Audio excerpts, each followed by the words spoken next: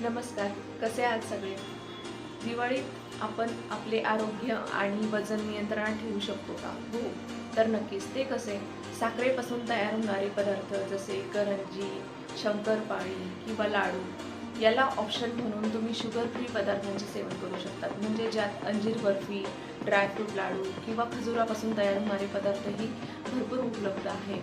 तळलेल्या पदार्थांमध्ये शेव, चकली, फरसाण याला ऑप्शन म्हणून तुम्ही डाएट चिवडा घेऊ शकतात, ज्यात मखाणे, चणे, शेंगदाणे किंवा ड्रायफ्रूट इतर प्रकारचे ते असतात, ते ट्राय करा. फळे आणि भाज्यांचा वापर जास्त प्रमाणात करा. पाणी भरपूर प्या, म्हणजे आपण जे खात आहोत त्याचे पचन नीट होईल. बाहेरील पदार्थांपेक्षा घरच्या जेवणाला प्राधान्य द्या.